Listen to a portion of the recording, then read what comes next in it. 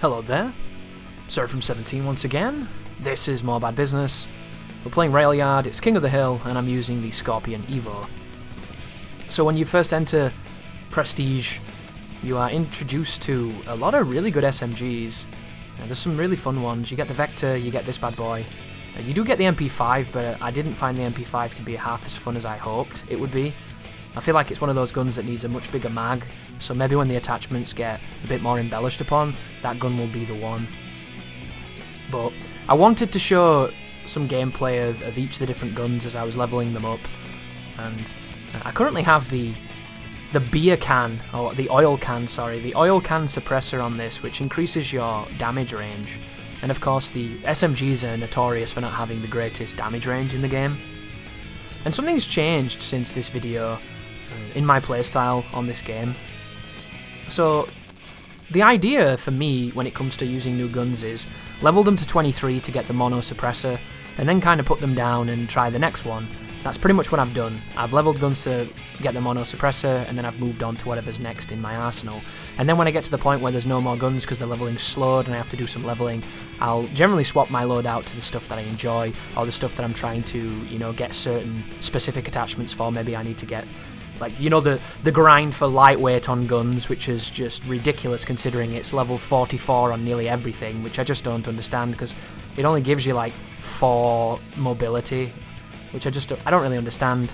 I don't really get the stats in this game at all. It'd be really cool if there was a Google document somewhere that told you them, because there are certain guns, there's certain optics that give you handling, you know, there's certain things that change certain stuff on certain weapons, and then on other weapons they don't. Like, there's a lot of stuff going on under the hood that you might not be aware of here, so it's very good to experiment and to see what works for you. And that leads me to concluding that point. This journey of unlocking guns and buying the guns from the prototype pass and the World War II pass and all that, it's been really interesting because it's kind of showed me the guiding light of what you should be putting on your guns at what time and what you should be going for a playstyle like mine. And of course I tend to always try and stack recoil to see how much of a laser beam you can make the gun. And then you realise once you use a gun that's got real recoil, and then you go back to a gun that doesn't have much recoil, that you don't need half the recoil attachments that you're using, because you're just using them out of the habit of thinking the recoil is going to be completely unmanageable. And it's a really good idea to mess around with stuff. And I don't really know what handling does, but I'm of the impression that it has something to do with swapping weapons, like the speed of which you swap weapons potentially. That could be absolutely wrong, so if you know, guys, please feel free to correct me. But handling is one of those stats where no matter how high it is or no matter how low it is, I don't notice it. I just don't really have that much of an opportunity to use it, so I just find it quite confusing. And I sacrifice handling the most because I don't really want to sacrifice ADS speed, and I don't really want to sacrifice hipfire accuracy. Hipfire accuracy might be one of the more important ones depending on the gun, because there are some guns on this game that don't need any attachments and have insane hipfire accuracy, like the ARX or the Galil, for instance. The Galil's just monstrous. Like, there are certain guns on this game that don't need any attachments. The AUG is one of those guns. There's lots of guns where you can just use it straight out of the box and you will see massive success because it's just a very, very strong option. And there are certain guns in this game that I'm really surprised more people don't talk about. And I even see people saying that they're not good when I've used them and I found them to be really strong. And then you use a gun like the TAR, which when I first unlocked the TAR, I hated it. I just didn't think it was fun. And now I've got some attachments on it and I've managed to turn it into something that doesn't have much recoil. It is better, but I still don't think it's anything close to the guns that I like using. Like, I'd take the SCAR, the Galil, the ARX any day, the G36, the M4, the M16. Like, I'd rather play any of those guns because it's just not really for me. But we're using the Scorpion Evo, and this is a really interesting gun because this is a gun that should have nuclear upwards recoil, but should murder people in a frame. This is a gun that in Black Ops 2 is one of my favourite SMGs because if you could control it, you could do really, really well with it. In this game, it's good, but I don't think anyone's going to use it unless they love it, because it doesn't fire as fast as the Vector, so if you want speed, you're going to use the Vector.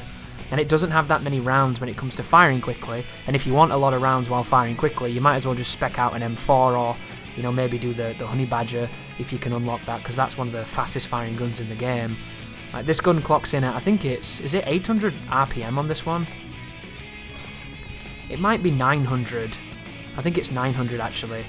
So it's 1,020, sorry, it's 120 less than the Vector. It's 100 more than, say, I think is the MP5 like 800? or is it like 7 something?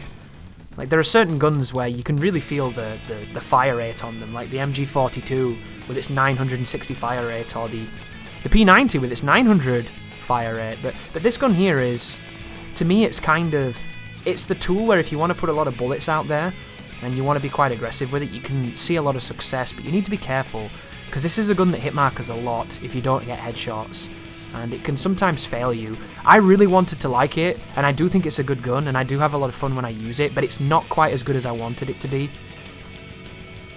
But when you need fire rate, I think that this is a lot more controllable than the Vector.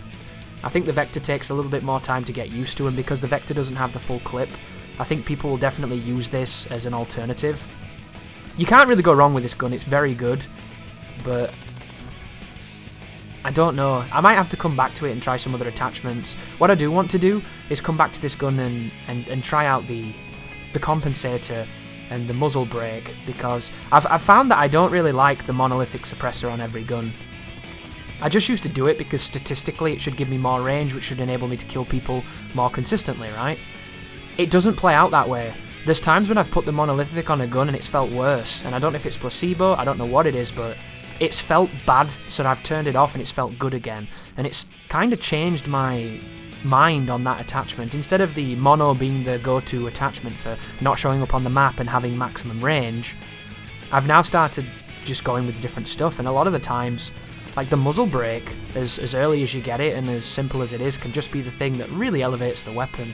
So one thing to take away from my time in using a bunch of different guns in this game is mess with the attachments and find the ones that work for you, because you can't always use the same ones that everybody recommends, because they might not have the same feel that you're looking for. And for me, monolithic suppressor was something I used to really use and really like, but now I don't use it at all.